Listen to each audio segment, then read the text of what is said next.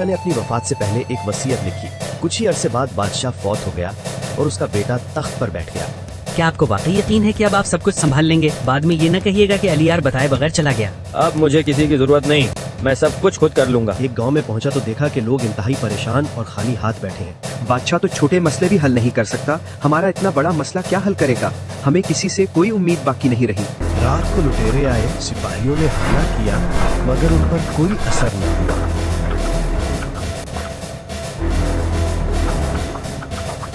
ये बहुत पुराने जमाने की बात है। एक बादशाह था, वो हमेशा परेशान रहता था क्योंकि उसका सिर्फ एक ही बेटा था जो कम अक्ल था और लोगों की बातों में जल्द आ जाता था। बादशाह ने अपनी वफात से पहले एक वसीयत लिखी। कुछ ही अरसे बाद बादशाह फौत हो गया और उसका बेटा तख्त पर बैठ गया। मेरा सिर्फ एक ही बेटा है मगर वो बहुत कम अक्ल है। मुझे उसकी बहुत फिक्र रहती है। मुझे डर है कि मेरे बाद ये सल्तनत सही तरह नहीं संभाल सकेगा। मैं एक वसीयत लिख रहा हूँ ताकि मेरे बाद भी ये सल्तनत महफूज रहे। मेरे बाद मेरा बेटा ही बादशाह बने, लेकिन वो अपने लिए एक बेहतरीन, ईमानदार और समझदार सलाहकार जरूर तलाश करे। अच्छा सलाहकार ही एक बादशाह को सही रास्ता दिखाता है। अल्लाह करे मेरा बेटा इंसाफ करने वाला और रियाया का ख्याल रखने वाला हुक्मरान बने। अरे पूरे मुल्क में ऐलान कर दो, मुझे एक ऐसा सलाहकार चाहिए जो मेरी जगह सोच लिया करे। जो भी अपने आप को बड़ा अक्लमंद समझता है जल्दी से दरबार में आ जाए, मुझे भी देखना है कितनी अकल है। उसी रियासत में एक छोटा सा गांव था जहां एक गरीब शख्स रहता था जिसका नाम अलियार था। वो निहायत सादा मिजाज था, किसी से ज्यादा बात नहीं करता था और ज्यादातर अपने घर में ही रहता था। इसी वजह से गांव वाले उसे पागल समझते थे। जब गांव में बादशाह के ऐलान की खबर पहुंची तो लोग कहने लगे, कौन बनेगा उस पागल बादशाह का सलाहकार? हम तो हरगिज नहीं जाएंगे। अगर कोई जा सकता है तो अलियार ही जा सकता है। हो सकता है बादशाह उसे देखते ही अपना सलाहकार बना ले। आखिर पागल को पागल ही समझ सकता है। और वो सीधा बादशाह के दरबार में पहुंच गया। बादशाह सलामत, मुझे अपना सलाहकार बना लीजिए, मैं हर मसला हल कर सकता हूँ। मैं बरसों से बड़े बड़े फैसले करता आया हूँ, ये जिम्मेदारी भी निभा लूंगा। बादशाह सलामत, मुझसे बेहतर सलाहकार आपको कहीं नहीं मिलेगा।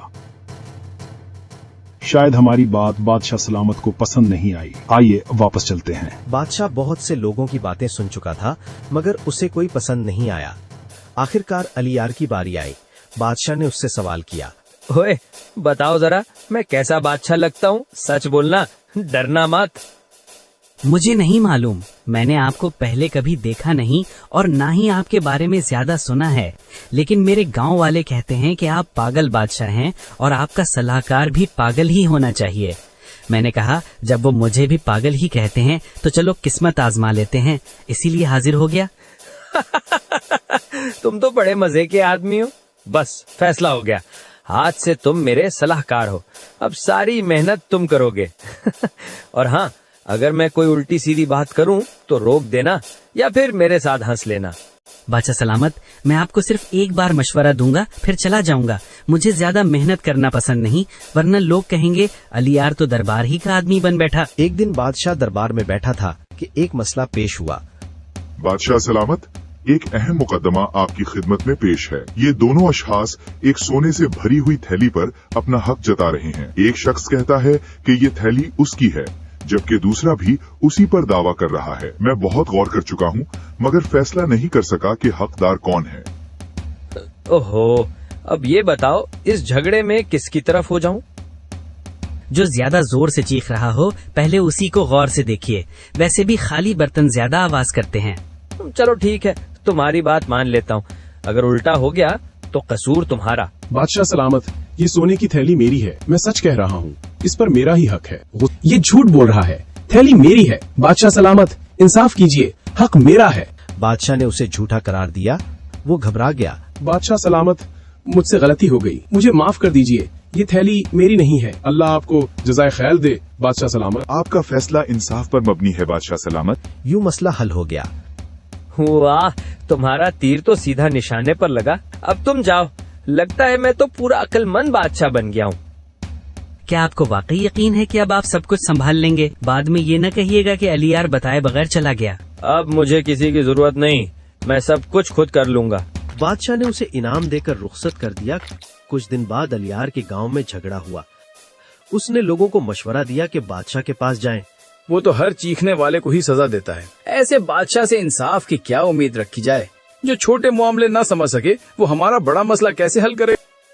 ये सुनकर अलियार दरबार पहुंचा। वहां जाकर देखा कि दरबार खाली है और बादशाह उदास बैठा है। मेरा दरबार तो इतना खाली हो गया है कि यहाँ गूंज भी अकेली आती है।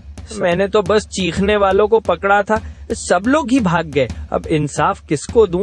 यहाँ तो कोई आता ही नहीं। बादशाह सलामत, ये तरीका हमेशा काम नहीं करता। कभी कभी सच्चा आदमी भी जोर से बोलता है, वरना बाजार के सब्जी वाले तो रोज पकड़े जाएं। अलियार, कोई जादू वाला मशवरा दो, मेरा दिमाग तो छुट्टी पर है। मुझे कुछ वक्त दीजिए, मैं कोई हल तलाश करता हूँ, जरा अच्छी तरह गौर भी कर लूँ। वो मुख्तलिफ गांव घूमने लगा। एक गांव में पहुंचा तो देखा कि लोग इंतहाई परेशान और खाली हाथ बैठे हैं। उसने पूछा, क्या हुआ? ए मुसाफिर, आप नहीं जानते हम बहुत बड़ी मुसीबत में गिरफ्तार हैं।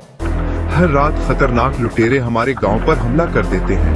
वो हमारा मालू असबाब, अनाज और हमारे जानवर सब कुछ लूट कर ले जाते हैं। हमने कई बार उनका मुकाबला करने की कोशिश की, मगर हर बार नाकाम रहे।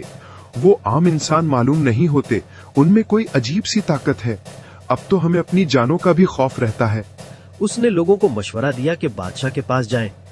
बादशाह तो छोटे मसले भी हल नहीं कर सकता, हमारा इतना बड़ा मसला क्या हल करेगा?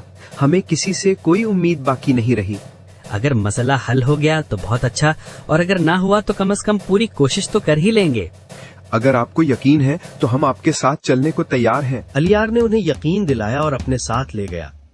हर रात खतरनाक लुटेरे हमारे गांव पर हमला कर देते हैं। बादशाह सलामत, वो अक्सर रात के वक्त आते हैं। अंधेरा होते ही उनका हमला शुरू हो जाता है। फिक्र न करो, अगर लुटेरे ना भागे तो मैं खुद भाग जाऊंगा। मजाक कर रहा हूँ। बादशाह सलामत अपने बहादुर सिपाहियों को साथ लेकर उस गांव चलें। चलो भाई, आज रात देखते हैं ये लुटेरे ज्यादा बहादुर है। सुनो, कोई सो ना जाना, वरना लुटेरे तुम्हें ही उठाकर ले जाएंगे। रात को लुटेरे आए, सिपाहियों ने हमला किया, मगर उन पर कोई असर न हुआ।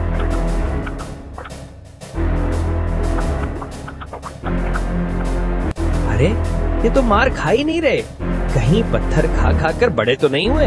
ओहो, ये तो वाकई इंसान नहीं लगते। तब अलियार ने गौर किया और देखा कि वो इंसान नहीं बल्कि अजीब मखलूक है। उनकी आंखें लाल थीं।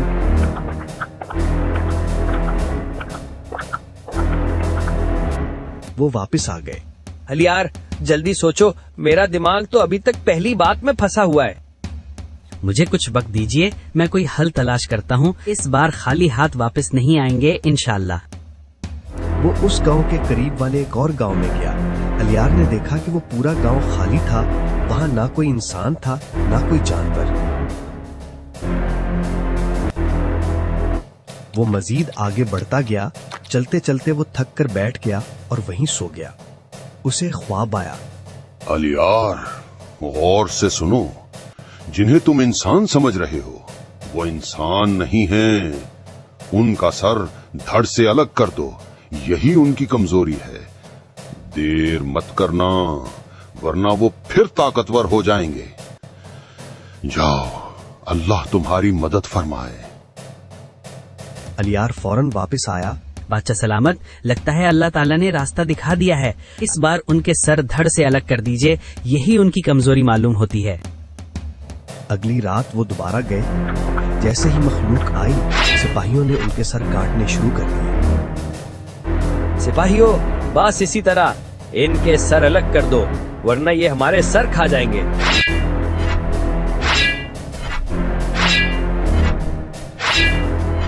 इस बार वो सब मर गए।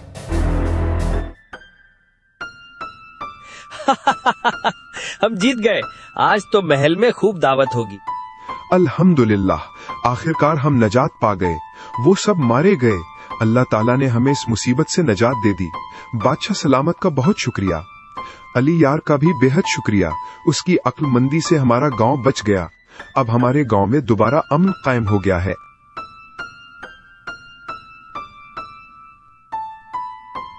बादशाह महल वापस आया।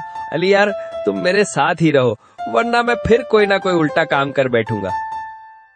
जी बादशाह सलामत, अब मैं हमेशा आपके साथ रहूंगा। वैसे भी अब लगता है आप मुझे इतनी आसानी से जाने नहीं देंगे। इसके बाद लोग दोबारा दरबार आने लगे।